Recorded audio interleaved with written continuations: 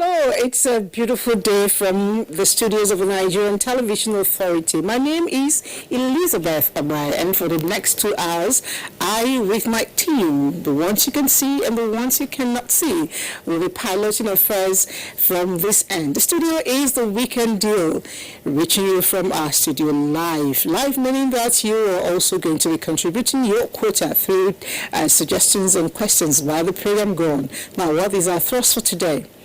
Big deal, tax. It is one thing that must happen if a nation must grow. But at the end of the day, it is one thing that we need to ensure that we push our nation to where we desire it to be. Tax and taxation. Sometimes these things come out, not in a very legal manner. And what do? When is a tax legal? When is a tax illegal? That we'll be looking at, plus other things surrounding tax and taxation. And we have very lovely gentlemen who are well vested to be discussing that issue with us when the time gets to that. But for now, let's go find out. It's raining in Abuja here. Driving wasn't particularly very easy, but we made it. Not just me, but my sister, Nigerian. We all made it. And she'll be giving you the news update. Nigerian, good morning and thanks for making it down. Good morning, Elizabeth, and thank you. Indeed, it was rather difficult driving down in the rain, but thank God we made it. Thanks for joining us on the news segment. President Muhammadu Buhari has described as welcoming the release of the ousted president of Mali, Ibrahim Boubacar Keïta, by the new military leaders, insisting, however, that the transition process in the country must carry along Malian stakeholders and be completed within 12 months. This, he says, is a critical consideration for the new government to enjoy the cooperation of regional and international community, as well as the possibility of easing the sanctions imposed on Mali. The president was speaking at the second extraordinary summit of the ECOWAS leaders on the socio-political situation in the West African nation. State House correspondent Adam Musambo reports. It's very clear that ECOWAS engagements with the military leadership in Mali are yet to achieve the desired result in several key areas. President Muhammadu Buhari, who is personally happy to hear of the release of former Malian leader Ibrahim Keïta, however, insists that embracing democracy and good governance by the new military leadership is crucial to the country's political stability. Nigeria believes that the people of Mali and the military leaders need to appreciate the fragility of their country and the imminent danger which it poses to the citizens of Mali as well as of the ECOWAS sub-region. Mali cannot afford to stand alone. Hence the need to come to terms with the realities of acceptable and workable transition compact that inspires the confidence of all Malians. The president described as imperative that flexibility is demonstrated by the military leaders as they negotiate the fate of their country, taking into account the collective interests of the ECOWAS sub-region. I urge the military leadership to consider the immediate release of all the remaining senior government officials in detention without preconditions. A transition process to be completed in not more than 12 months, and the need for Mali's constitutional court to work hand in hand with all the Malian stakeholders to ensure an early and hitch-free return to democratic government through free, fair, and inclusive election.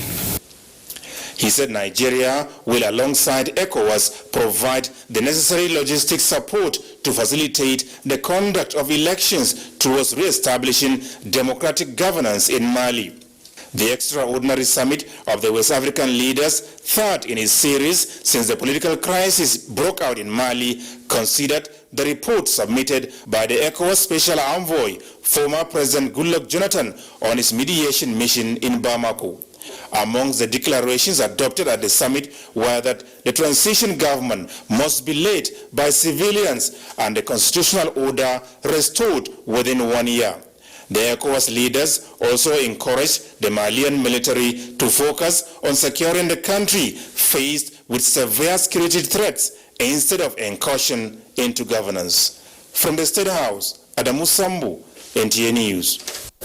Meanwhile, the federal government says Nigeria will continue to support the multinational joint task force in the discharge of its mandate despite being at the low ebb of resources caused by COVID-19 and falling oil prices. President Muhammadu Buhari made the promise while receiving in audience the Executive Secretary of the Lake Chad Basin Commission, Ambassador Mamman Nuhu.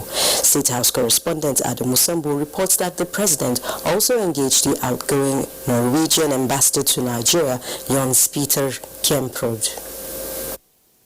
The Executive Secretary of the Lake Chad Basin Commission, Ambassador Nuhu Mamman, is also the head of Mission Multinational Joint Task Force based in N'Djamena, the Republic of Chad. He is here to give President Muhammadu Buhari an update on the proposed recharge of Lake Chad as one of the priorities of the Lake Chad Basin Commission. He told President Buhari, whom he appreciated for his great passion and commitment to the revival of the receding lake, that the governments of China and Italy are greatly supporting the project and positive action soon to commence. Ambassador Mamman used the opportunity to commend countries which have contributed troops to multinational joint task force, saying, however, that kinetic military approach alone would not eradicate insurgency. He said emphasis must be placed on the root causes, particularly poverty. President Muhammadu Buhari said despite the paucity of resources, security of Nigeria and that of our neighbors must have pride of place. The president promised to consult with his counterparts of the Lake Chad Basin countries and all other relevant officials on the matter. One thing he, however, said is certain: they will indeed do their best. Meanwhile, in a virtual farewell meeting with the outgoing Norwegian ambassador, President Buhari expressed delight at the progress made in the Nigeria-Norway relations in the last 4 years. He commended the envoy for the bilateral accomplishments in the areas of oil and gas, fishing, humanitarian assistance in the Northeast, and other benefits that his efforts have brought to Nigeria. The outgoing ambassador, Jens Peter Kemprod, noted with pride the substantial growth in the economic relations between Nigeria and Norway during his tour of duty. He particularly noted the presence of more than 70 Norwegian companies in the country, as well as the important step by the Norwegian Sovereign Wealth Fund to invest in the Nigerian Stock Exchange. The envoy also cited as a very important achievement the organization of 2 donor conferences driven by Norway that raised more than $1 billion for development purposes as well as humanitarian assistance in the Northeast. From the State House, Adamu Sambu, NTA News. Similarly, Governor of Borno State, Professor Babagana Zulum, has commended President Muhammadu Buhari for his political will and measures at ending terrorism and other forms of criminality across the nation. Governor Zulum gave the commendation at the inauguration of the Tukur Buratai Institute for War and Peace in Buratai, Biu local government area of Borno State. Defense correspondent Ismail Musa reports. With this, the Tukur Buratai Institute for War and Peace, conceived in 2016 as a counter-terrorism museum, has been inaugurated. The institute, situated in Buratai, the local government area of Borno, is part of the Nigerian Army University system, devoted to the study of different warfare with emphasis on asymmetric conflicts and rehabilitation. The Tukur Buratai Institute aims at training and capacity building for military personnel as well as civilians in counter-terrorism and counter-insurgency operation, humanitarian response, peace conflict and peace building, as well as reconstruction, with a view to influencing policy at state and community levels. We shall continue to support our armed forces. When we occasionally criticize, we do so with a view to improving on our successes and not out of lack of appreciation. To the Vice Chancellor, Nigerian Army University view, the research institute is among the Nigerian Army's non-kinetic approach in fighting Boko Haram. And it is part of the Nigerian Army's efforts at defeating the Boko Haram insurgency not only by kinetic force, but intellectually by providing education, that thing which they do not want. The development of Tukubrata Institute for War and Peace began with this bullet-riddled building. Was formerly the house of the Chief of Army Staff, which was attacked by the Boko Haram. And now it has metamorphosed into Tukubrata Institute for War and Peace. Staff quarters for the institute were also inaugurated. The institute, with 6 specialized centers, has a projection for expansion and collaboration with other research organizations across the country. From Bratai in the local government area of Borno State, Ismail Musa, NTA News. Thank you, Ismail. Meanwhile, the pilot and 2 passengers aboard the ill-fated helicopter which crashed into residential buildings in Lagos have died. Abolade Salami reports that an in-depth investigation is ongoing to determine the cause of the crash. Ikeja, the state capital of Lagos, was thrown into panic Friday afternoon as a result of a helicopter crash on 2 residential buildings at number 16 Salvation Road, Okpebi. 77-year-old Yemisi Oluwole, owner of one of the affected buildings, was lucky to have narrowly escaped the incident. And therefore, I cannot thank God enough, because it would have been their own bones under the helicopter, because probably I would have been carrying something to the back, and then the helicopter will just land. But because this is not my turn, and God said I will not die that way. Swift response of emergency responders limited the destruction of property and loss of more lives. While the black box of the ill-fated helicopter has been retrieved and the wreckage of the helicopter taken to the premises of the Accident Investigation Bureau. It is pertinent to note that our major challenge is crowd, and with the assistance of the Commissioner of Police of Lagos State and his team, we are able to be on top of crowd control. Police arrived there before the other owner. We handed it over to the experts in writing. So like the passports of the one of them or 2 of them now that are recovered now. So all the passports now, we handed it over to the experts in writing. Meanwhile, the scene of the accident has been cordoned off, while integrity tests will be run on the 2 affected structures by the state government. In Lagos, Abolade Salami, NTA News. Meanwhile, President Muhammadu Buhari has commiserated with friends, families and associates of the victims of the Bell 206 helicopter operated by Quorum Aviation, which crashed Friday into a building in Opebi, Lagos. While the nation awaits reports of investigations into the accident by aviation regulatory agencies, the President prays that God will console the bereaved families, grant peace to the souls of the dead, and speedy recovery to the injured. The Accident Investigation Bureau has said it has commenced investigation into an accident involving a helicopter operated by Quorum Aviation. A statement by the General Manager Public Affairs Tunji Oketumbi says investigations have been dispatched to the scene. Investigators have been dispatched to the scene of the accident, which claimed the lives of 3 people aboard, urging members of the public to assist with video clips, relevant evidence and information which could assist the investigation. The Bureau also appeals to the member of public not to assume the cause of accident until formal report is released. Towards a strong and united party, Vice President Yemi Osinbajo has received 2 members of the APC Reconciliation Committee who came to the presidential villa for the Vice President's input on the best way towards uniting all members of the All Progressives Congress. State House correspondent Jide Onifade reports.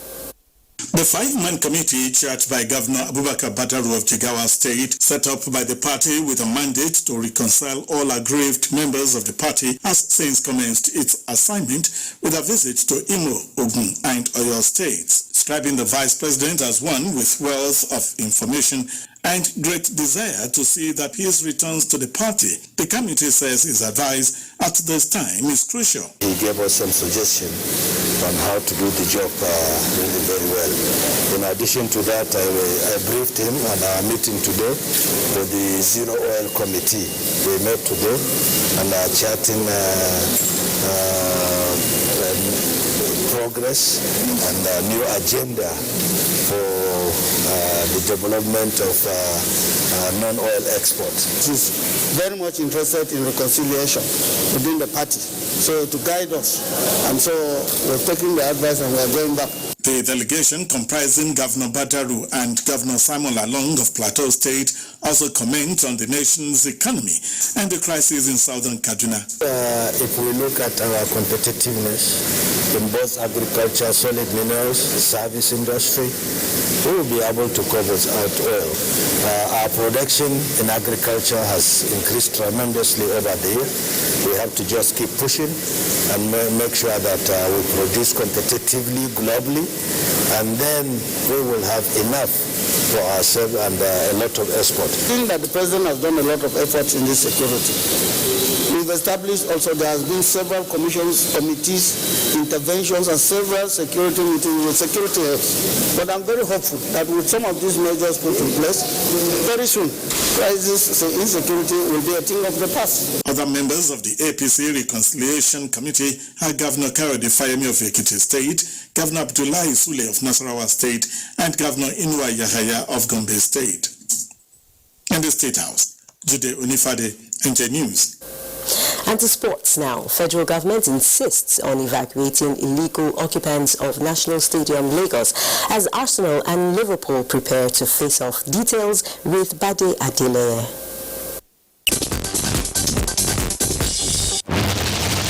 As the date for the occupants of the National Stadium Lagos to relocate draws nearer, the federal government says the decision is not to winch hunt anybody, but the desire of the present administration to bring back the lost glory of the edifice. Minister of Youth and Sports Development, Sunday Diary says President Muhammadu Buhari is committed to giving all the stadia a facelift. The National Stadium Surulere is not a market, but you cannot build on illegality. In the meantime, Rivers State government, the owners of Rivers United, have vowed to take the league management company and the Nigeria Football Federation to the Court of Arbitration for Sports over the decision to end the 2019-2020 MPFL season on points per game system. The state government says picking Ayimba to represent the country at the CAF Champions League next season at the expense of Rivers United is not fair and does not reflect the true spirit of sportsmanship. We cannot jump and go to head-to-head. If they are saying that for fairness, we should respect the fact that we didn't play Ayimba in Port Harcourt. Still on football, 33 days after the 2019-2020 season ended, English football returns on Saturday with Premier League champions Liverpool trading tackles with FA Cup winners Arsenal in the Community Shield. The annual charity football match has been the traditional curtain raiser for the new English season. And in tennis, the 2020 US Open begins on Monday in a spectator-less quarantine bubble at the US National Tennis Center in New York, with COVID-19 testing and other measures designed to safeguard players and officials. In Abuja, Bade Adeleye, NTA News.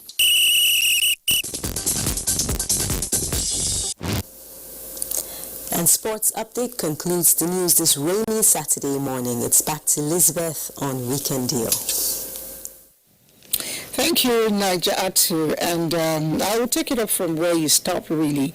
This time from the print media. I have about a couple of papers here with me. Daily Trust is the first. Right below the masthead, we have how man died rescuing sheep from well. How man died rescuing sheep from well. Details you'll find on page 3. Yesterday was not a very good day. It was a sad day for a lot of people, and particularly the helicopter crash. The big headline here is on it. It says 2 pilots died, engineer injured in Lagos. Details of that is on page 32. Below that, to my left, the news on El Rufai. State chapters differ on new NBA. Mother body gets new president. Aggrieved members plan faction. More aids on page 4. And to my left now we have special reports. The first is on ritual killings. Mother asleep in Oyo. Okay. Read more about that on page 35. Below that we have anguish as gunmen raid Kaduna village. Seize students. Not good. You can find out more on that from pages 5 and 6. With that, we get done with Daily Trust and move on to the Blueprint Weekend. Blueprint Weekend is still asking the regular questions. It says, David Jamibro, Musa Babayo, where are they? You want to know where they are? You have an option. Go to page 23 to read up more. Let's go to Edo. It says, Edo 2020, be neutral. INEC chair tells electoral officers. That's an injunction. And more on that is on page 4. African Development Bank, Adesina's re-election affirms his competence. That's coming from Autumn. Page 9 would give you the rest of the speech. Will no longer tolerate Ghana's harassment of Nigerians. That's coming from the federal government, and details of that you have still on page 4. We'll take the big headline, why governors should take the revenue mobilization, allocation, and fiscal commission's concerns on internally generated revenues seriously. All right, details of that you have on page 5, but some of the riders include 7 states broke in 2019. That's coming from a report. And GDP contraction expected, as said by Owaleke. States over independence on the Federal Accounts Allocation Committee, experts say. They must seek ways to boost the internally generated revenues, still coming from RMAFC. And moving on to my left now, we have a picture of a man who's made a change, and proudly so too. He says it. I've changed the face of Kano films. And that is from Naba Afakala. Details you have on page 17. Below that, we have will introduce harsh measures to discourage abscondment. That's coming from the man in charge at the Nigerian Christian Pilgrims Commission, the NCPC boss, PAM. All right. Below that, we have MBA confab. Why the fuse about El-Rufai's invitation U-turn? Read up more from page 13. 2 killed, 1 injured in Lagos Cooper crash. Details you have on page 8. On insurgency, will continue to support multinational joint task force. That is a statement credited to Buhari, and read up more about it on page 16. And that does it with our papers today. We will be taking a break. Don't forget, we told you we'll be having something that interests you and I. And that's how our money is spent, how it's collected, and how it's used. It's all about taxation. But for now, let's take a break. When we come back, we get down to matters at the moment.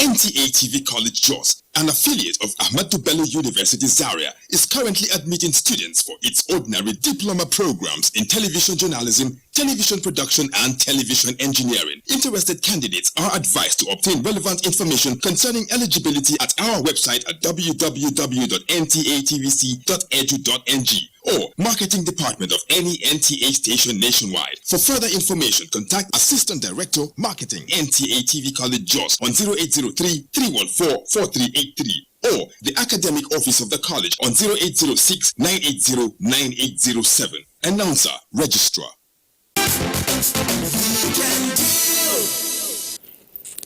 All right, it's still weekend here, and I told you that we'll be looking at tax and taxation, when it's illegal, when it is illegal. What do we put our taxes, collected taxes, to use? How do they get utilized? And a whole lot of all that's put together. But for now, I know Francis took time, did us a lovely backgrounder to set the pace rolling for today. Let's see this. When we come back, we unfold completely.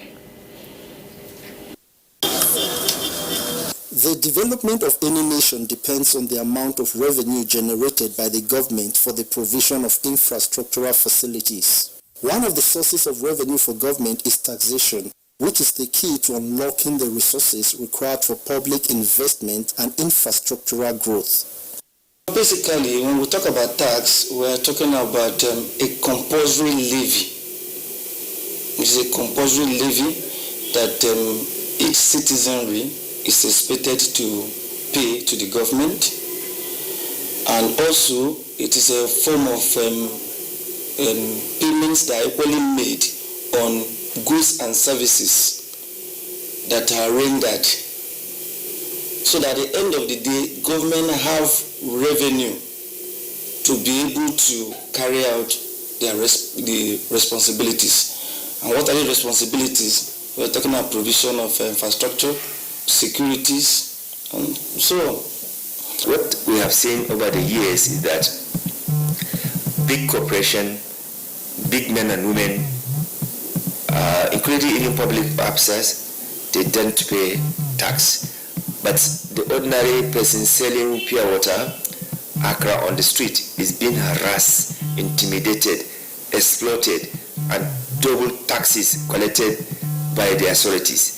So this is not a fair collection of tax. There are different types of taxes payable by persons doing business in Nigeria, which include companies income tax, personal income tax, capital gains tax, value-added tax, education tax, technology tax, stamp duty tax, withholding tax, and petroleum profit tax. For individual, basically, it's enshrined under the Personal Income Tax Act, where those that are earning salary are expected to pay what we call PE, pay as you earn. While those that are working, that generate income on individual basis, we are talking about sole proprietor enterprises, this set of people are what we call under Peter. There is still form of where they pay based on the schedule, which is more or less like that of PE. Believe that because the business is now viewed as an individual. So these are the basic taxes they are expected to pay. Tax-paying culture is poor in Nigeria, due largely to the lack of transparency and accountability on the part of government, as taxpayers' money is rarely seen at work. When people have to pay taxes and also provide their own infrastructure, this effectively increases tax rates and cost to taxpayers. It's not enough for you to say because governments are not providing essential services, you are not liable to pay tax. It's not correct. You will be playing with the law. The tax system in Nigeria has undergone various policy changes geared at a more effective and efficient way of tax collection and administration. Despite these changes, there are still a number of issues that need to be looked into. One of such is the multiplicity of taxes. There are instances where there is conflict between the national law and the state law. Like for instance, if you go to a state like Lagos State, they carry out what they call on the FRS carry out what they call VAT. Now, on the way VAT is a consumption tax, which we know. But Lagos State and some other states equally enacted a local law that allowed them to carry out consumption tax. So if you look at it from that angle, you will say the taxpayer is being double taxed on a single income. We need to be able to test these things in the law court. There are a number of issues that are responsible for this. One is desperation to generate revenue, whether legally or illegally. Secondly, there is also lack of coordination among different tiers of governments, because sometimes you see in some places local government collects, state collects, market official collects, and in some instances even federal government collects. So you need to properly define how taxation should be. Besides multiple taxation, there are multiple agencies that individuals and companies have to deal with outside those required by the Constitution. There's need to educate whoever government is sending to collect this tax, and with the proper identification. Two, in this modern era of technology, we should even minimize direct physical contact in terms of collecting this money. Going forward, citizens must be committed to meeting their tax obligation, while the government must discharge its responsibilities to the governed. We publish this report, which is women in informal sector and the challenges of multiple taxation. We publish this, to help educate and enlighten market women, as particularly, those ones that are being harassed by these tax collectors, because they come to collect this money they'll come in the morning, they'll come in the afternoon, they'll come in the evening. And this is really not fair. Our focus on Weekend Deal today is on taxes and taxation. Everybody pays. All right, thank you very much. That's a big one to help us, roll our ball the right direction today. Let me take your mind a little bit back to 2018. There was a report that government data actually that told us that about 19 million people paid into government accounts, federal, state, as tax. 19 million Nigerians paid their tax to the federal or state coffers.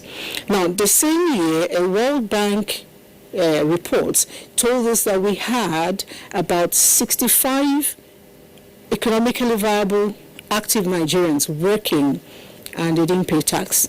My question is, what happened to the other 46? Although I'm not sure if my mathematics is okay. But then we seriously need to bridge the gap. How do we go about it? We can't be working and we will not be paying tax. Secretary will do us a favor of giving us tips on how to bridge the gap. Decline in Nigeria's earning from oil revenue over the years is even more compounded by a crisis resulting from a ravaging blow of coronavirus on the country's economic activities, including the price of oil, which has been crushed to the lowest in recent times. It is never so pressing on government at all levels in the country to explore feasible alternative sources of revenue. If you look at the first world, that is US, China, Canada, Germany, Britain, and what have you, they all reach where they are because of the taxes they collected, not because of they sold certain raw materials. Certainly, not much of the potential in tax revenue has been tapped. The formal sector poses no problem regarding awareness, but the informal sector, that is where the problem is. Most of these transactions do take place without the government capturing them. And now if you cannot capture them and quantify the nature and the amount of transaction, then how can you tax that? In Nigeria, we are lacking database. People are operating, that is even not only for tax purposes but even for our security. That is one of the problems, because government doesn't have information about citizens. An agency, Sokoto State Geographical Information System, SOGIS, that is put in place and is all for the development of IGR. At the time SOGIS take full action into implementation of the law that established it, you find everybody will find it difficult to access funds to grow their own business, to the advantage of the individual now that has a certificate. And to the state, we will have a complete and comprehensive data of every resident of Sokoto State, so that now payment of taxes and payment of all other levies by the government will be easier for the payer and for the collector. Tax administration is guided by the law. However, passage of time has rendered much of the tax laws in Nigeria obsolete. Fascal started small in pharmaceutical business, which is quite grown now. He has been a proud taxpayer all through the decades in business. Fascal, however, frowns at some aspect in the tax system. This double taxation. Local government will come without. You understand? And the federal government is there. Like in Sokoto, you see Sokoto Urban and Regional Planning Board taxing a shop, then Sokoto South or North Local Government taxing the same shop, and the same shop is paying some small revenues. Now it is integrated and it is consolidated in one single piece of law, that the collection will be made by the state government via online payments. To address weaknesses in the tax system and improve the internally generated revenue, there are critical tax reforms initiated by the Sokoto State government to cope with emerging hard times, leading to establishment of an investment house in the state. A building that will now contain almost all IGR development machineries of Sokoto State. If you want to pay a tax through SOGIS, you don't need to go outside the building. You just walk in a tax bank and pay your IGR. If you come for any other registration that entails IGR from the Board of Internal Revenue, you don't need to go out. You just walk into the same building, make your payment. So we are trying to make things as simple as possible to allow everybody now knows the value of tax payment. Experts argue the efficacy of tax system depends on data available to policymakers whose only sound decision paves the way to better times in tax revenue generation. When you enter Facebook or social media, you see people selling their wares, doing businesses online. You transfer from your bank account and they will send you money. Now the question is that we need to find a way of capturing those transactions so that we can also get our own share of tax. The petroleum we are talking about, when you go to the expert, they are estimating maybe in the next 100 years we may be able to exhaust it. But tax remain the most sustainable way of government, means of government revenue. Unless deliberate effort is put to make the system work at optimum, there will be huge gap in revenue accruing to government, a setback in meeting huge public expectation. The gap is already there. I mean, it's more than 50-60% difference. See 19 million, see 65 million active people, only 19 paying. The gap is huge. But then we must make efforts to ensure that we get these things done. Because if you're going to ask your country to do things for you, you must also do something for your country. But what happens when these things become illegal? Have you visited the motor parks? Have you tried to, sit back and relax in the motor park if it's possible? See what goes on there. There are legal taxes, there are illegal taxes. Lagos did a good turn for us on that one. I'm trying to find out all the taxes that go on at the parks, the motor parks. Let's look at it. The port city in southern Nigeria with over 23 million population, which makes it the largest city in Africa. With the state's large population comes a relatively aged number of road users and commercial transport workers. The activities of these transport operators are regulated by different unions, which NURTW is responsible for the activities of the transport workers in garages and bus stops. However, Lagos transport operators have been experiencing challenges on illegal taxes, especially the danfos, keke marua, taxi drivers, amongst others. They say it is a huge tax empire. What the government needs to do for us is that they need to remove the touts. What I mean by tout, the agberos. They also contribute to the suffering of both the drivers and the commuters. Government needs to do something about this.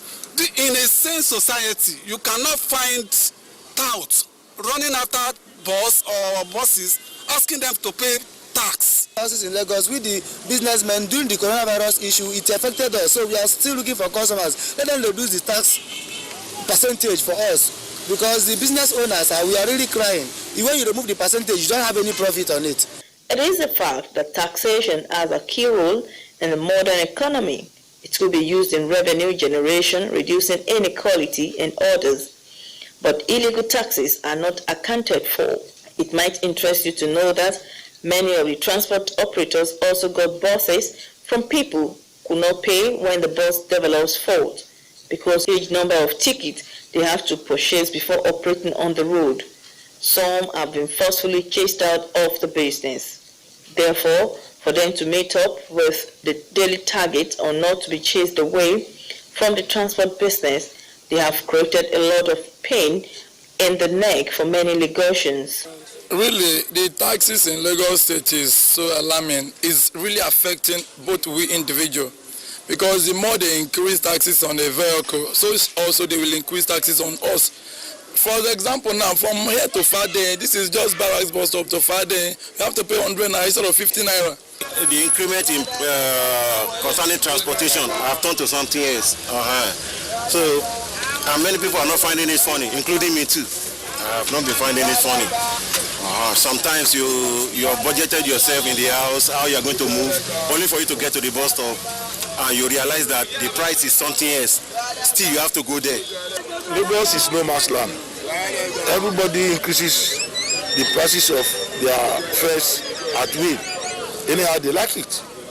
Because this COVID-19 pandemic are giving the drivers even more money than they were getting before. Despite the new norm in transportation system, the transport workers are finding it difficult to create an enabling environment for passengers to survive.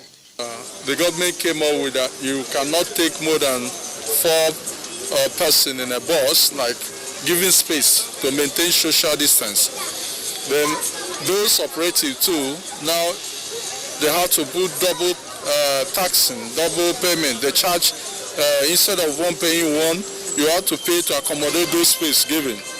Even though the government is not mindful of the fact that people are paying so much, they have not done anything to cushion the effect of that hardship. People are still going through it today and are still complaining. These days I don't see them observing that social distance even in buses, but the hike in price remains. Since the transport system remains the nerve center of every Lagosian, it is pertinent to make the public transportation in Lagos sustainable for commuters. Also, a proper structure for taxation of the transport operators in Lagos must be developed by the tax agencies. More sensitization and engagement must be facilitated, and stick and carrot approach must effectively be introduced so that all stakeholders will know that it is no more business as usual. When this is done, all the money generated by road union as tax will be accounted for, and Lagos can move on.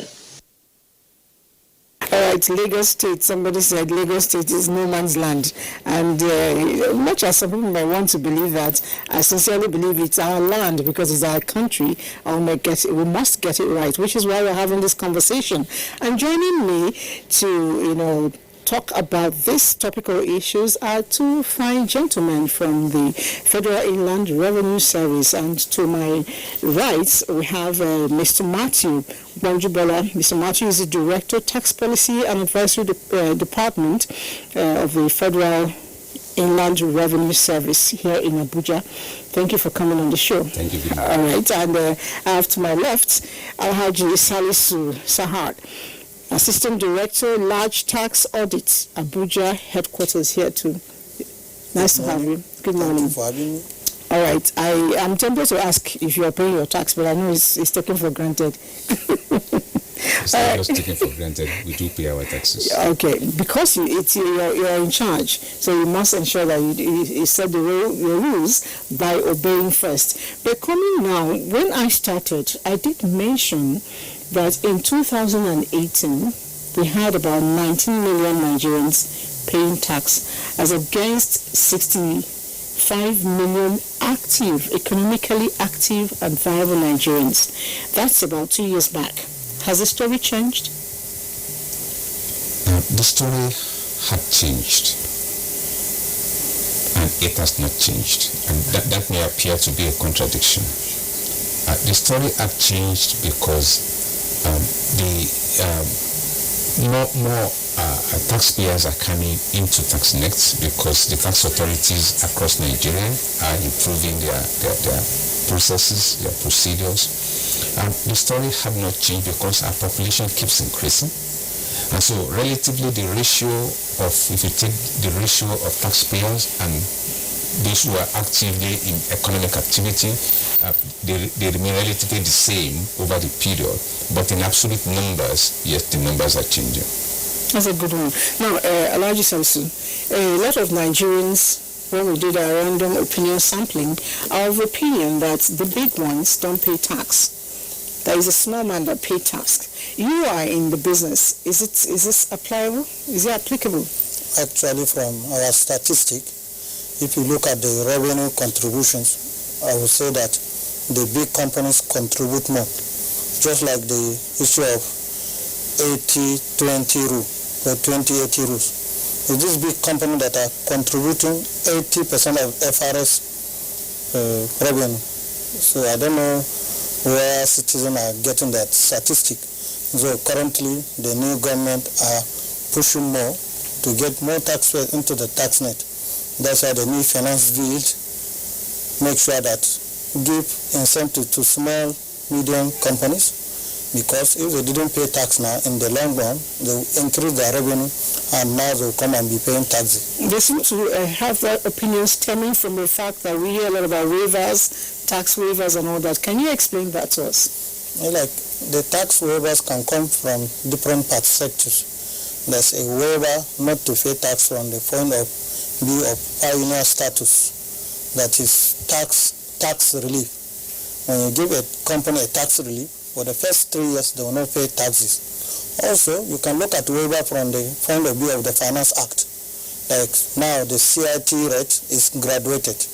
We have 0% for company that has less than 25 million turnover. So you can look at it also as a sort of waiver on them. And also we have CIT rate of 20% for taxpayer that has turnover of 25 million up to 100 million. So from tax revenue perspective is also another waiver. Then any company that has a turnover of 100 million and above will pay company income tax of 30%. So the waiver can come in form of incentives or maybe from the new amendment of the Finance Act. You know, too many times I have heard, people complain. Indeed, when we advertise this topic, a lot of people, wrote in asking this question, that the tax they pay is too heavy for them. Some talked about they don't understand how these things are, calculated and all that. What determines a tax somebody pays? Thank you very much for that. Tax is a matter of law. And that speaks to when people talk of multiplicity of taxes or too many taxes. And I differ, because what many people call taxes are actually not taxes, because they are not coming from any law. So tax is a matter of law. So the tax determines who pays, what is the base of the payment, and at what rate does it pay. So if somebody asks you, come and pay a tax, the first question that should come from you is, under what law? And when it tells you the law, then show me that I am captured under that law. And so I actually have a right to say yes. I won't. Yes. And until I get explanation. Absolutely, you have the right. Okay. Because it's a matter of law. If the National Assembly had not legislated to say this tax should be payable, then nobody has the right to come and ask you to pay that taxes. However, there are levies and duties that governments at lower level, states, local government will bring in for the purposes of specific services that they are providing. For example, you have a market stall. Well, the local government does the cleaning of the markets around, they establish the market, so the law allows them to charge the users for the use of the market stall. That is a payment for a service, and it's not a tax. But once it is called a tax, there must be a law, and the law must tell you how to compute the liability. You know, there are differences, levies, and stuff like that, like you mentioned. But I know that some, maybe civil servants, public servants, they will tell you the computation of their tax does not tally. So I'm trying to find out what is, against what tabular form do we calculate these things? Why are they not always equal? Why do they vary? No. The two things. Number one, they won't vary. For example, assuming you and I will earn the same income, we have the same circumstance, the law had specified the allowances that are not taxable for you and I. So then, the amount of tax in absolute time we will pay should be exactly the same. However, if our situations are different, for example, if I am in business and you are in business, you have a vehicle, you are using your business, the law gives you allowance for that vehicle. I don't have a vehicle I'm using in a business, I can't claim allowance for that vehicle. So by the time we do our computations, because our situations are not exactly the same under the law and specified in the law, then our absolute tax payments will not be exactly the same. Then not only that, taxes are also graduated, particularly personal income tax. And he has explained to you how complex income tax is graduated, because we don't want small businesses to pay taxes, so we give them zero. Medium one, we say, okay, you pay at a lower rate, and big ones pay at a higher rate. Equally, for personal income tax, we say if you earn first 300,000 naira, pay at a very small rate. If you are somebody whose income is more than 300,000, after that you pay at another higher rate. If you're somebody who earns above 600,000 naira, for that you pay at another different rate. So all of these are specified in the law. They are not for the tax officer to tell you, look at your face, so you are a tall person, go and pay 20%, or you are short, go and pay 15%. No, is this in the law? And if it is different from that, if anybody gives you a tax assessment that you can compute yourself, and it's different from what you have computed from the law, you have the right to challenge. And that's why we have a tax tribunal, where you can go and say, look, this tax officer has given me a tax assessment which I believe I'm not due to pay, and therefore I challenge it. And the law also stipulates your right to do so. All right, let me go back to Alhaji Salisu. Now, business people, not public servants this time around, they often have complaints about multiple taxation. They tell you that federal government collects tax from them, state government collects tax from them, local government collects tax from them, and it's not levy, like he said, real tax, and they've paid these things over and over. A lot of times, some of them will tell you that is what is crippling their businesses. Now, what can the federal inland revenue do to harmonize this, to collection, so that it will be less of a burden and confusion too for the ordinary citizen who is doing business? Like, if you look at the topic of today, it's on the area of challenges in tax system. And one of the identified areas is this issue of multiplicity of taxes. If you look at the National Tax Policy, the Amendment 1, published in February 2017, talk about issue of multiplicity of taxes under Section 1.4. And multiplicity of taxes occurs whereby, as you mentioned, the three tiers of government will collect tax on the same income. So what we normally fail to do in Nigeria is that these three tiers of government, they are not looking at one of the acts that was passed into law in 1998, that is taxes and levies approved list for collections. It is from this act that federal government has specified on the income or on the taxes to be collected. They are 8 in number. Also, state government are to collect their taxes, which are 11, and local government, they have 20 taxes to be collected. So, when you look at issue of multiplicity of taxes, that a local government will jump the gun, will enter the boundary of state government and collect taxes on behalf of state government. So the onus is on taxpayers to be educated, to be sensitized on these taxes and levies, so that if a local government wants to collect tax on which ought to be collected by state government, then the taxpayer can resist. And I know from information that we have in FRS, we don't collect taxes that belong to state or local government. We only collect taxes that belong to federal government, as enshrined in the first schedule of the Establishment Act. So more sensitization needs to be done, so the taxpayers will know the type of taxes to be paid to local government, state, and as well as federal government. So the thing is that if I'm starting a business, it's not just studying the business, I should also study the taxes. Exactly. That's like politics of a business. I should study it to ensure. And if I am being asked to pay what I'm not supposed to pay to a particular person, I have a right to go to the tribunal, right? Exactly. Okay, let me move to the TIN. You call it TIN. Is a tax identification number. Okay. So who is supposed to have it? Everyone, including yourself, including myself. The Akara woman selling by the junction of my house. She's expected to have. What benefit is it to her? Beautiful. For us to have a sane society, we must have organization. And some people must run their affairs on our behalf. For example, I don't know how to make the roads, but I drove on the roads to get here this morning. Somebody was responsible. It didn't fall from heaven. And that cost money. Somebody must pay for that money, for that facility. So for everyone who hopes to live a decent life, you want to be able to go to the hospital. I'm sure the Akara women also once in a while we need to go to the hospital, even if just to give birth to a child. We need the hospital.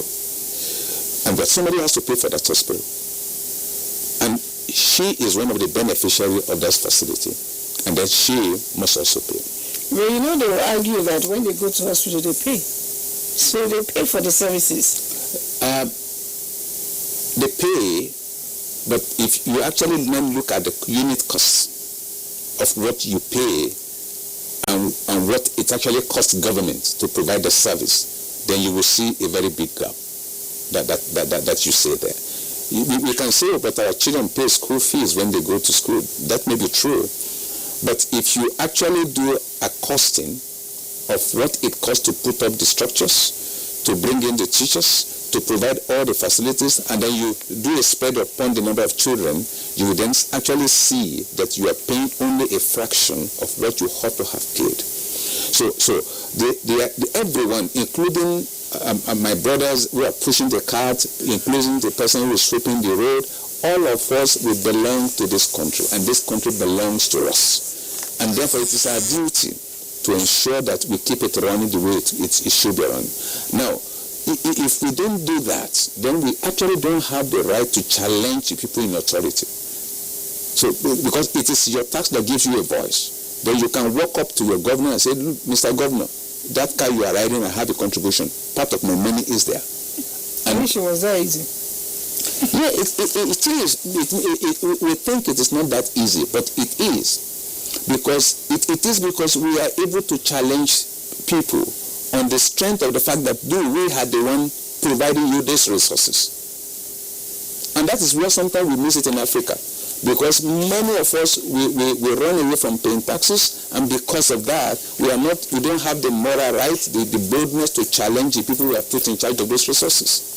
You know, I'm going to take a pause on that, and when we come back, we'll continue with our discussion. But I know one of the companies that have complained is the telecom companies. You know, the rate is on the increase. It's high for a lot of us, and when asked, they always tell you to pay a lot of things, tax, levy, community, whatever, put together, it is tough for them.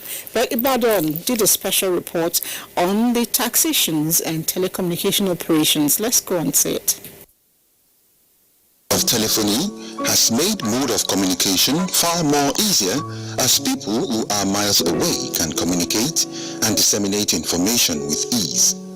With the migration of telephone from analog to digital telecommunication, which came with improved form of communication like audio messages, SMS, video calls, conference calls, among others, and with the nation preparing to migrate from 4G to 5G telecommunication for better experience, and in some advanced world, efforts are in place to embrace and move to 7G, which is said to be the future of telecommunication. Since telecommunication industry is a major source of tax revenue for government, of what impact is multiple taxes, levies, and regulations in Nigeria's communication industry. Telecommunication has, in no small measure, contributed a lot to foster the economic growth of the nation. It has generated employment for people who have been able to get something as a means of livelihood. Then it has also helped our currency. Mean that as a means of importation, we have been able to raise up the value of our currency. Since telecommunication entered Nigeria, it creates a lot of jobs for some people, like repairing phone, selling phone accessories. Is there an intrinsic link between high taxes and levies on investment in infrastructure, improved service adaptation, quality and affordability of the service by the subscriber? An expert shed more light on this. My view on multiple taxing on telecom industry is I think if the government can harmonize the system of taxing, like, okay, I mean, not segregating the taxation system or the way they tax telecom companies, marketing, they tax you on this, they tax you on that. They harmonize the whole taxation system and makes it uniform, like they tax you once. It will go a long way to help the telecom industry, at least help the telecom industry to function more effectively. Since government is giving waivers and conducive environment to telecommunication operators in Nigeria for effective service delivery and optimum return on investment, are the numerous subscribers getting value for money paid? Absolutely not. We are not getting value for money in terms of telecoms in Nigeria. Shall we talk of the epileptic flow of data, that you'll be working online and data will disappear. Shall we talk of, when you subscribe fully, to data, and before the due time, you subscribe for 1 month, and then by the 10th of a particular month, the data is finished, you have to resubscribe. And then several solicited, informations that comes through your phone that you don't ask for. I think governments know about it. Maybe what they are taking from them is too much and they want to take it back from their consumers. So we should try to stop this. It is enough. The way they are taking away our money, if you load 1,000 naira now and they will tell you that you subscribe for 1 month, before 2 days they say the money is off. Respondents are of the opinion that the telecommunications service providers ought to give more to their subscribers, since other nations in West African sub-region enjoy free SMS and others, and equally points to the fact that multiple taxes and levies will have adverse effect on quality service delivery of telecom providers, while also berating the service provider on unsolicited SMS and illegal deduction of fees for subscription to caller tones and other unsolicited texts. It is opined that if all is strictly adhered to, telecommunication service in Nigeria will be a thing of pride. All right, it will be a thing of pride. Some youngsters, I was asking them about their phones. They told me, phone, it is like blood. Data is life, data is blood.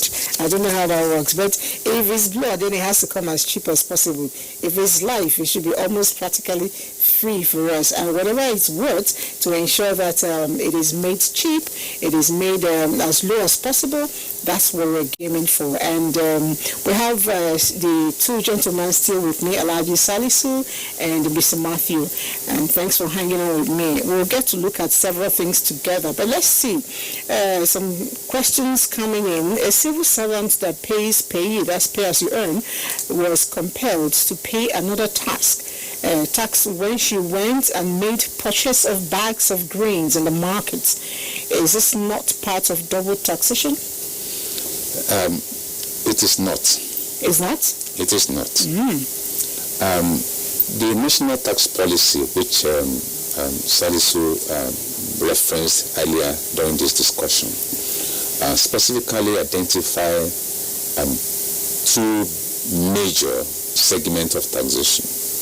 One is tax on income earned, and the other is what we call indirect taxes, that is taxes when you have transactions. And the national tax policy specifically provides that Nigeria will encourage reduction in income taxes so that you can have more money. And then when you go to spend the money, then you pay the tax. So which is a lot easier, which it puts you in control of your finances, put you in control of the payment of your taxes. So if you hand your money, economics told us that there are two ways you dispose of money. You either invest it or you spend it. If you invest, you get more money. If you spend, you get less money. You also pay tax. So VAT you pay is a transaction tax. It is when you spend, when you go out there to buy the dress, to go and buy the shoe, the bags, that's when you pay the taxes. But if you keep your money in your bank, you don't pay the tax, you actually earn more money. All right, I'll get to how you pay the taxes when you spend. I know some people call it VAT, but let's get to stamp duty first. Stamp duty. I don't know where to start from. My bank, keep asking me for stamp duty. I don't know what that means, in banking terms. But I know that recently something was introduced that the ordinary man who pays house rent will also pay stamp duty, even though there's been a tussle between the NIPOS and the Federal Inland Revenue as to who does the collection. Can you educate us a little bit? What is the percentage and why do I need to pay tax for paying house rent? Okay, thank you. Like we all know, stamp duty is a tax payable on documents. If you want your document to be admissible in court, so you need to go and pay stamp duty. Also, under the banking transaction, there's a percentage or a small money that you pay as a charge, maybe for deposit and withdrawal. Like my director said earlier on, this stamp duty also came as a result of the promulgation of the national tax policy, indirect tax. As soon as you carry out some transactions, you pay your taxes. And if you look at it, that a landlord and a tenant enter a contract using a document. So government is saying that when a landlord and a tenant enter a contract, they have to sign that papers. In case if there's any eventualities which they want to go to court, then that document will be admissible into a court. Unless if there's issue of fraud or any other issue that a court can admit a paper without it being stamped. But even that one, they have to go back and stamp it before a court can. So what's wrong with waiting until when I have need for that court, then I go and pay the stamp duty? Why would I want to pay it every year? It's a question, sir. Okay, good. Thank you very much. It's like someone say, I'll wait for the rain before I put my roof in order. And when we talk about taxes, I think stamp duty is one tax that has direct benefits to the payer. Direct because it supports you to fight for your rights. Because the government will say, I know of these documents. Because that's actually what stamp duty says. It's to say we are bringing government to be a witness on a dutiable instrument. So that wherever you tender that document, it is acknowledged that this transaction actually took place. And many tenants in Nigeria, and particularly in the big cities, they suffer a lot in the hands of landlords. And there's nowhere for them to go to get redress because they know that the tenancy agreement that they have signed with the landlord goes no more outside the room where they have signed it. But where if it is properly stamped, the tenant can boldly approach the relevant authority for redress. And maybe if you also permit me to speak a little bit about the rates. There had been some misunderstanding or misquoting the rates for stamp duty in respect of tenancy. Because I've heard people say, they said we should pay 6% now for every rent we pay. What's the actual percentage? Good. Now, what we have in the law, like I told you earlier, every tax is a function of law. What the law says, and which FIRS implements, which I also believe the State Internal Revenue Services also implement, is if you have a tenancy of between 1 year and 7 years, you will pay stamp duty, the tenancy agreement, you pay the duty of 0.78%. 0.7. And let me just simplify that. Assuming your rent is 100,000, you pay 780 naira. That's what it means. Now, if your tenancy is between That's money for a recharge card for 1 week. Oh, it's good, very well. But that's a protection for 7 years. In case you have a tenancy for 7 years. Okay. Now, if you have a tenancy of 7 years to 21 years, the stamp duty rate is 3%. So if I use my 100,000 example again, it means if you pay a rent of 100,000, then your stamp duty, the document will be stamped for 3,000 naira for 21 years.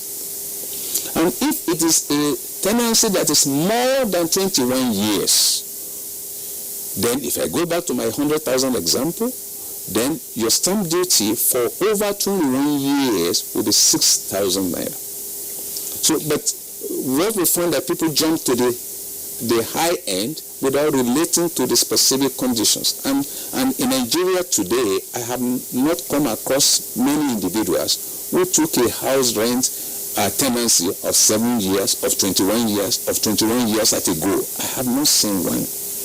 But it's possible. But that is the way it is. The stamp duty of the banks now, people have had no reason for a long time running to actually take their banking issues to the court for whatever proceedings they may need. But monthly, 50 naira is deducted, sometimes twice in a month, and they call it stamp duty. Some 150. It depends on the bank, and it's done sometimes twice in a month, sometimes once in a month.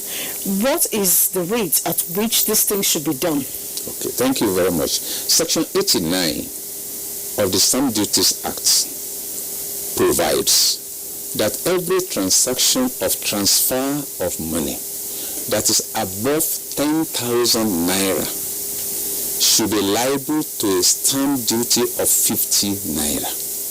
That's what the law provides. So if, for example, I'm transferring money that is more than 10,000 to my colleague Salisu, then the bank has a duty to impose a duty of 50 naira because the receipt or the transfer instruction is a dutiable instrument under the Act. So it is for that the bank will charge the 50.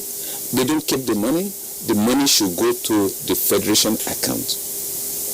So that is what the law says. So if you have done transfers twice in a month, you will get charged twice in a month of above that amount of money. But if it is less than 10,000, you don't get charged. Even if you do 100 transfers in a month and they are all less than 10,000 naira, you don't get charged. Okay. As a Nigerian, I'll do my smart one. If I need to give somebody 10,000, I'll split it into two, right? So that I don't get charged 15. You have to give it 15,000. But you still pay the transfer charges anyway to the bank. And alert charges. So if you aggregate the charges, it will be higher than the stamp duty charge. It's okay. So before I go, let's take one or two questions. What is the percentage payable on payee, and what components of income is percentage charge? I think we've talked about this earlier. Yeah. All right, so I maybe we'll answer it before we ask. Good morning, my people.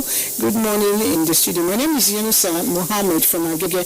Probably we all know the value of tax, but there is level minimum of tax for the citizens of a country to motivate them running their business as well. But in a situation where all excess of taxes have been accumulated, then the businessman or woman could not continue their business. I don't know, there was no question asked here.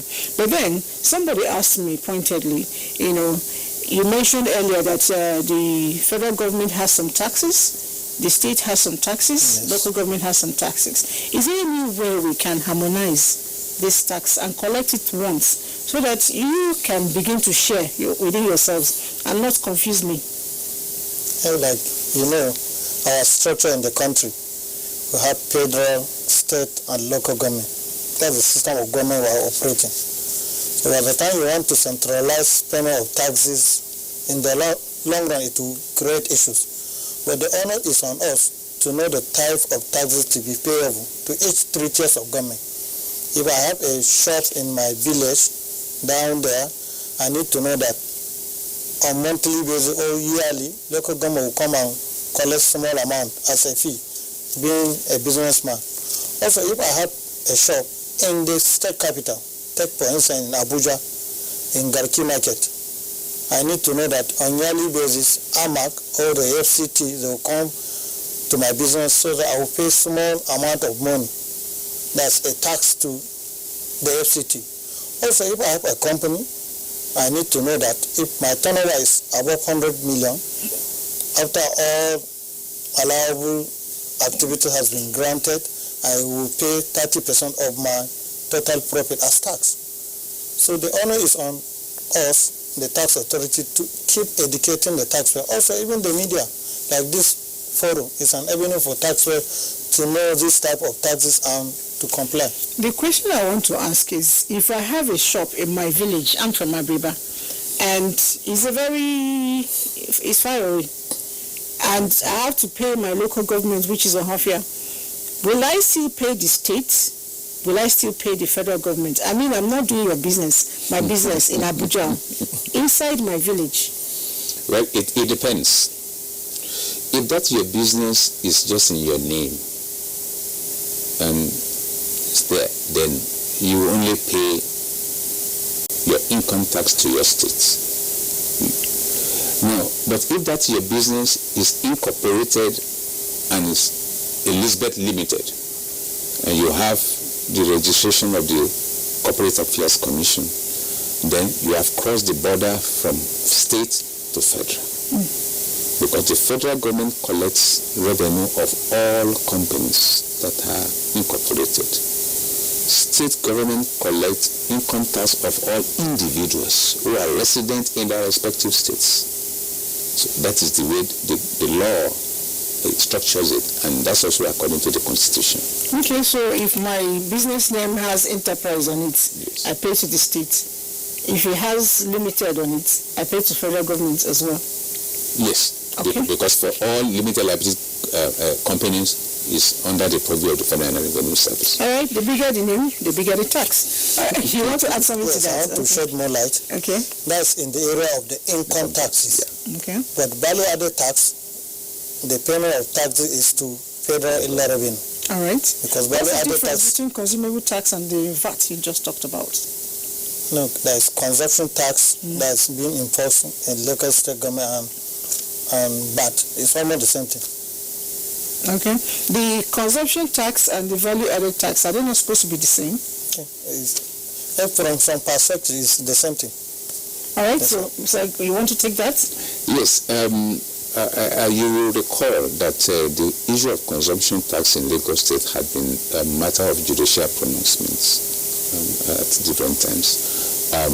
VAT is a national tax that is paid in every nook and cranny of Nigeria, and the money goes into a VAT pool account which is shared among the 3 tiers of government. The Lagos State came up with this idea of consumption tax in restaurants, in hotels, and wherever, and I am aware that it's been challenged in court severally. So making a comparison may not be appropriate at this level. All right, so we'll leave the comparison until when it is appropriate. But a lot of people are crying because they think it's 1 and 10 pence and it should be removed or altered to make business operation quite easy for all of us. On that note, I say thank you very much for coming on the show.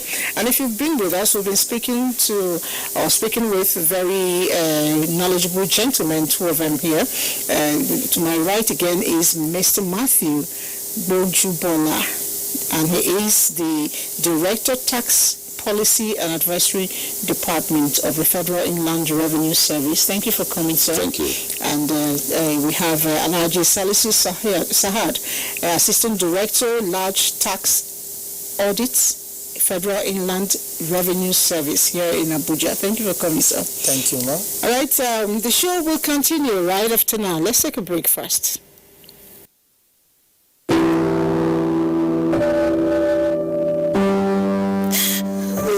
She cries. She cries in anguish and in pain. She bears the scourge of her grief. She toils in vain for justice and succumbs to silence. He gloats over his malady. Like a beast, he pounces with no remorse. Her cry means nothing. Her pain feeds her shame. Like an orphan, she is left to grieve in solitude. But no more will she cry in vain. Her adversaries will henceforth bear the brunt of their cruelty. Rape is evil. Rape is a plague, a pandemic of monumental consequences. We must unite and kick it out of our society. Connect with NTA and stand against rape and rapists. This message is brought to you by the Nigerian Television Authority. Moments can be ordinary. It's what we make of them that really matter. Make the best of every moment, every day, like super moms do with Indomie. Moments to laugh with Indomie.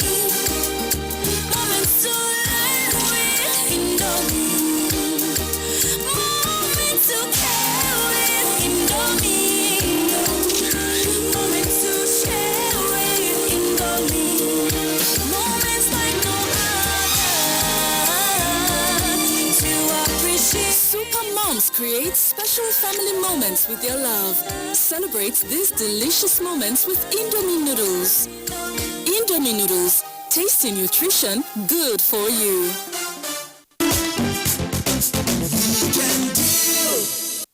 Talking tax and taxation, when is it legal, when is illegal, and the recent one is tax holiday. I've been getting a lot of education sitting down here. I'm told tax holiday is a whole lot. It's not when you go on your annual vacation, it's not. But let me not tell you what I heard. Let's look at this information together. Courtesy of NTA Port Harcourt's tax holiday. It's quite difficult to place in proper perspective the particular origin of the concept of taxation. Its importance in the process of governance the world over gives credence to its sustenance and inclusion as a major component of all human forms of government. Taxes are important levies placed on qualified individuals, groups, organizations, and businesses to raise revenue for government expenditures and the provision of infrastructure like roads, power supply, hospitals, schools, and many others. But the perceived failure often expressed by many in provision of basic amenities and several infrastructure has often placed pressure on the authenticity of imposing taxes on the people. Taxation affects investment decisions, but the concern in most cases is not whether taxes will be paid. It is the uncertainty associated with what, when, how, and how much is expected as tax. The issue of ticket paying, government found out that even it is quite obvious that it's a double taxation.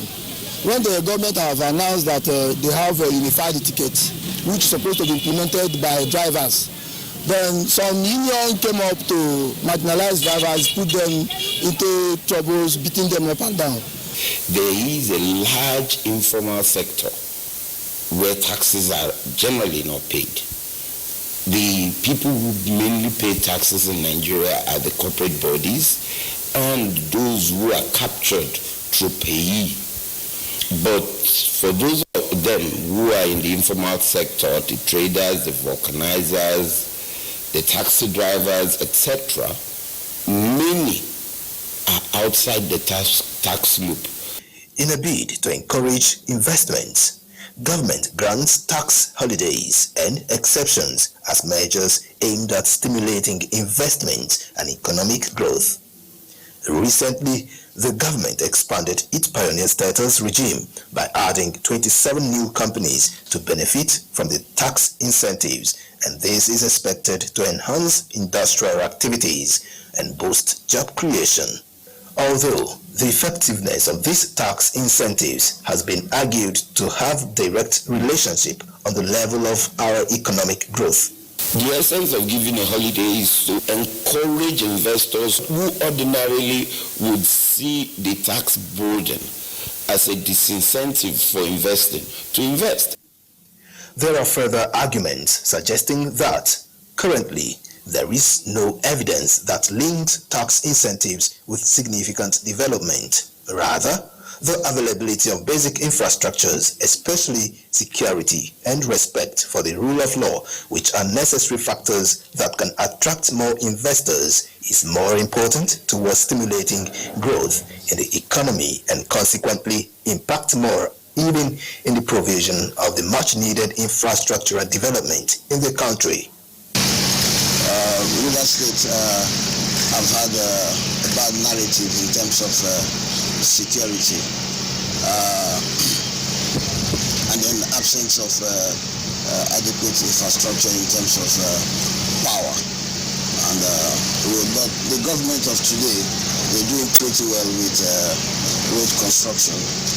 When you have arbitrariness in your policy formulation and policy implementation, and when you have a situation where even the regulatory bodies do not have known, verifiable rules and baselines, it is difficult to attract investments, even where you give a tax holiday. Experts suggest that to reap maximum benefits, government should seek ways to expand tax holidays to include manufacturing interests across board. Social infrastructures should be put in place. Insecurity should be addressed, and laws that encourage businesses to thrive be enacted. All right, things should be done and done well. Nigerians are lamenting we pay tax and sometimes we don't get to benefit from it. Sometimes the benefits come and we misuse it. So it's all running around the same bladder, that's the ball. Let's do things and do them well. Multiple taxation is still a focal point for us here. We're going to Benin to find out their own perspective. For all tiers of governments of most nations across the world, taxation from citizenry domiciled within these tiers of federal, state and local governments form the major source of revenue derivation.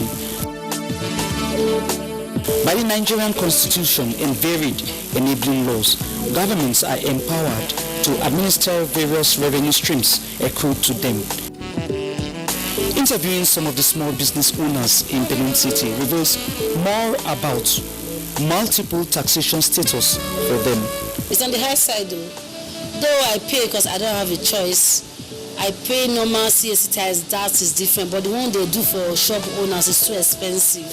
I pay for Sandboard, I pay for commerce, I pay for normal income tax, I pay for Oredo. At the end of the day, when you sum up this, sometimes you don't even work. The state have their own tax and local government have their own tax. We know all the taxes where they pay, we give them their own, The one where we they pay for government, we register this union. And now, if you get complete now, we'll go renew the paper. Unless people, when they carry dirty, we they pay them. Could add the same money for government. Ticket 100 naira, another one will collect 50 naira. This of most you want finish, I'll collect 500 naira for my hand. And they give me the ticket. Teachers say they give me the ticket. Why the 500 naira? No give me anything. I give to environmental. Now only down they collect for Kobai market, for Oka market. Now only two.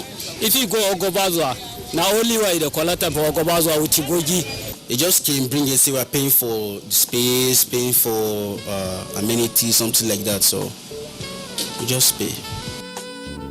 Mr. Joel Ejionwe, Permanent Secretary in the Ministry of Wealth Creation, Cooperatives and Employment, Edo State, responds to his ministry's role in multiple taxation. Ministry of Wealth Creation will collect business premises, registration and renewal fee. The law provides for that.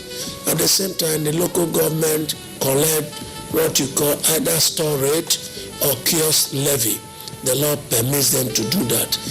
But a business owner may take business premises and store rate or kiosk rate to mean one and the same thing. They are not.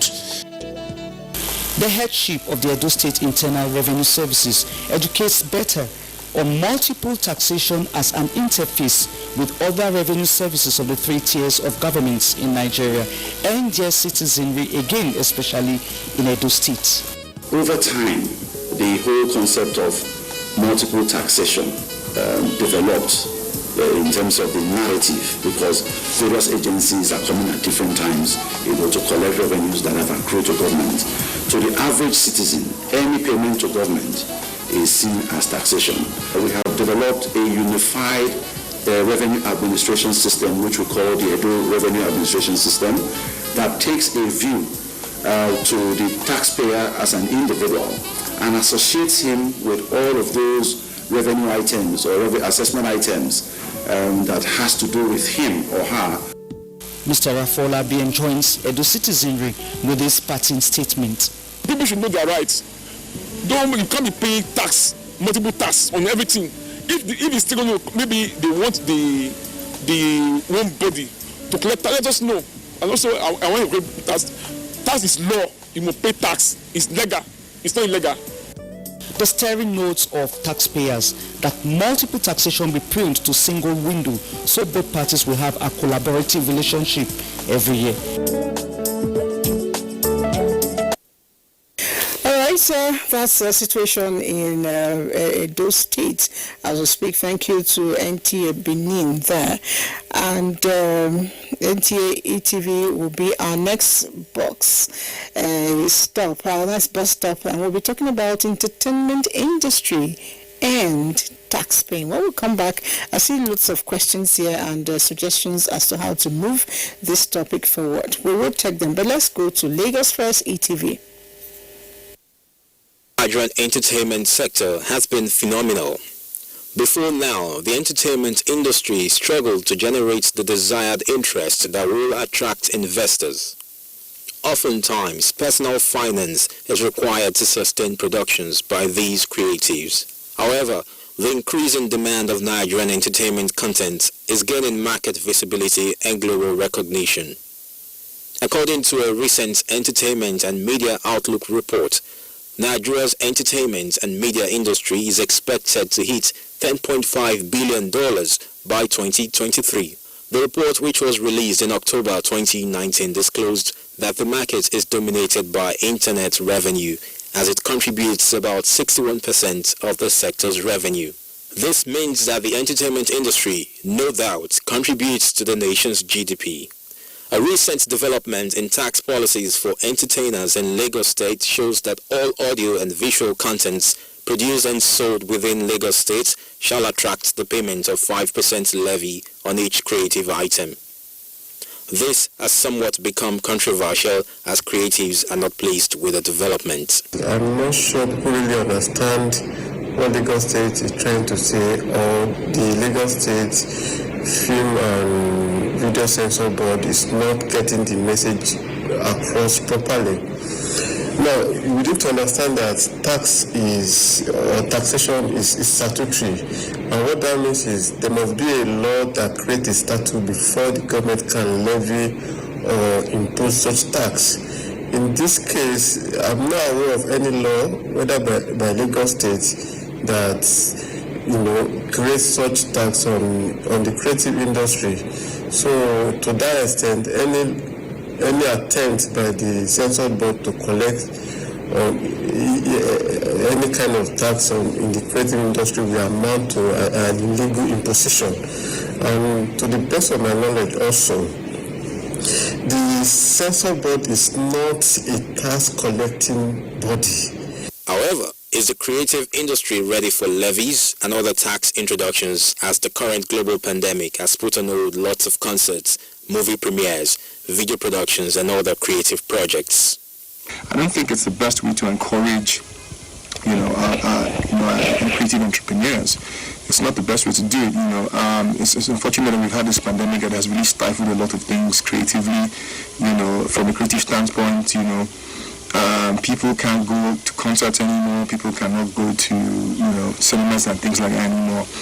So it even puts a strain on how much you can even distribute, except you have your platforms on digital platforms, except you have your products or your assets on digital platforms where you can distribute. But I feel the government should really rethink this declaration. And just, let's have in mind that, look, if there's anything a lot of creators need is encouragement. They need to be encouraged to do their best work. We all know the situation Nigeria is in today. It takes a lot for you to, put your head in a creative space and come up with something that is really, really great. That's really, it's tough, because you're grappling with a lot of things. You're trying to survive, basically. You're trying to you're trying to eat. You're trying to, provide for your family if you have one, and to create something that you want to earn money from, and getting taxed for it is a lot, to be honest. It's a lot. In a released statement, the Performing Musicians Employers Association of Nigeria, PMAN, led by Preeti Okafo, has disassociated itself from this publication made by the Lagos State Film and Video Censors Board. It further states that the board lacks the authority to impose tax and levy on citizens. I think the people, the stakeholder in the creative industry really need to engage the censor board and come out, so that the censor board can come out clearly to define what it intends to do. And if at the end of the day it is the censor board insisting that it's a tax, then I would strongly suggest that the relevant stakeholder in the creative industry should, as a matter of urgency, take necessary steps to challenge such illegal tax. Efforts to communicate with the Lagos State Film and Video Censors Board proved unsuccessful, as a guideline for information dissemination in the state public service was released on the 20th August 2020, which prohibits civil servants from granting interviews and releases to the press on any matter without due authorization. You spent $150,000 US in 3 days. That's a good one. Okay, we'll take a bit of our messages here. Say, good morning, ma'am. My organization, that is my employer, removes tax every month, and I do not have a thing, that is a tax number. And how will this number... He ended the name is Shay from Jos. Anyway, like he said earlier, you need a TIN. That's the tax, your number, identification number. And if your employer is removing it, it's actually being remitted. But because you don't see it, you may not understand. Walk into it, the offices in charge in Plateau State, and you go to you go there and have them document you and give you your TIN number. It's important, please. And let's take one more. My name is LT Dauda. Please, what about the local governments that always come over for lock-up shops, shop permits, and so on? Well, like the gentleman explained to us earlier on, those things are levies. They are not tax. And if your state says you must pay them, you really don't have a choice. You have to pay them and avoid being locked up for one thing or the other. But be sure that if they are calling it tax, you make sure that it is really a tax payable. If it's not, we're told this morning that we have a tribunal where we can go to. Now, one thing that we all pay, whether or not we like it, you go to the shop, you buy things, and you go to the supermarket, you buy things. Sometimes you even go to eateries, you buy things. There's this little thing that comes at the tail of your receipt, VAT, value added tax. A lot has been said about it. In the past, it was 5%, but around February this year, it went up to 7.5%. What does that mean? I don't know. But let's see this together and get more enlightened. Taxation transforms wealth from household or business to the government, which increases economic growth. Value-added tax, simply known as VAT, is a consumption tax chargeable on value-added products or services. The purpose of VAT in Nigeria is to increase governmental, federal, state, and local revenue from non-oil sectors. Do you pay your tax? What format do you use in paying your tax? We pay our tax annually and we also pay our VAT. So when we pay this tax, we expect and want our government to build more factories. I believe that the tax we are paying, they use it in repairing some of our roads and assist the needy. In Nigeria, value-added tax was charged at the rate of 5% on the supply of vatable goods and services, such as education and healthcare products, and it's regarded as one of the lowest amongst peer countries. Considering the current state of the nation, the Minister of Finance, Zainab Ahmed, announced an increment of VAT from 5% to 7.5%, as approved after the Federal Executive Council meeting on Wednesday, 12th September 2019. Kaduna State collects hotels, restaurants, and entertainment tax. What's the difference between it and value-added tax? How has been collection and compliance despite the COVID-19 pandemic? There is a very big difference between the two. Value-added tax is a federal law. It is a law enacted by the National Assembly, and the jurisdiction for collection is under the Federal Revenue Service. But the consumption tax is a state law, and it's a law that was enacted by the State Assembly, and the jurisdiction for collection is State Internal Revenue Service. So there are two different laws in a place. So the consumption tax is actually taken out from the concurrent list of the Constitution of 1999, which empowers states to establish those laws and do collections.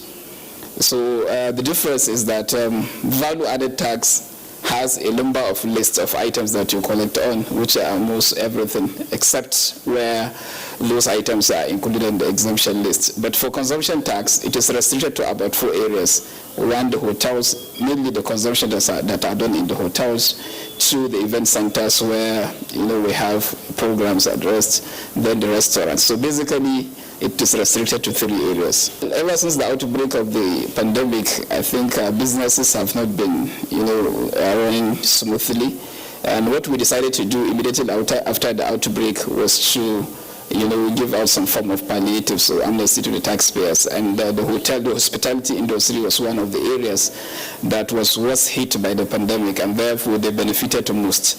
So we allowed the taxpayers in that particular sector to delay their remittances and payment within the period of the pandemic. Who gets the remittance? Is it the state or federal? What is the state doing to generate more revenue and make people to comply? Well, we are doing a lot. When you say what we are doing to generate more revenue, we are doing a lot of things, not only on consumption tax. Consumption tax is just a unit out of the number of taxes we collect. As a service, we have more than 30 revenue lines we are dealing with. The personal income tax is one of the major taxes we are dealing with, which has a variant of the PE, that is pay as you earn, and the direct assessment, the presumptive taxes under that. We are also doing a lot in respect to collections from gaming. We are doing a lot in respect to collections from radio, television, and digital set box. My message to taxpayers, as usual, is for them to comply voluntarily and pay the appropriate taxes at the right time. VAT is a means of providing capital to the government in order to finance various projects. It is one of the major tools for sustainable development in Nigeria. All right, thank you, NTA Kaduna, for that bit of education. And let's interact a little bit with audience who are watching. Somebody says, hello, good morning. My name is Aliyu Mohammed Kokona. I really appreciate this program. The two guests have said it all. Well explained. God bless you all, and God bless the FIRS. God bless Federal Republic of Nigeria. Thank you very much for that. And good morning, presenter. I am asking if I am transferring 20 or more, will the stamp duty still be 50 naira? Yes, that's what they said. That's what the answer is. My name is Ugo. Please, is it right for church to pay tax? Tomorrow is Sunday. This topic will continue, and I'll answer you. We'll have somebody to answer that question. But I tell you, if you're doing business, it must be taxable, because that's what is obtainable in any sane society, and Nigeria is a sane society. But in a little bit of that answer, I want to take us a little bit back to the Bible, where somebody presented a coin, and I was asking, should we pay tax as Christians or followers of Jesus Christ? He took the coin and said, whose head is on this? He said, Caesar. And he said, give to Caesar what belongs to Caesar, and give to God what belongs to God.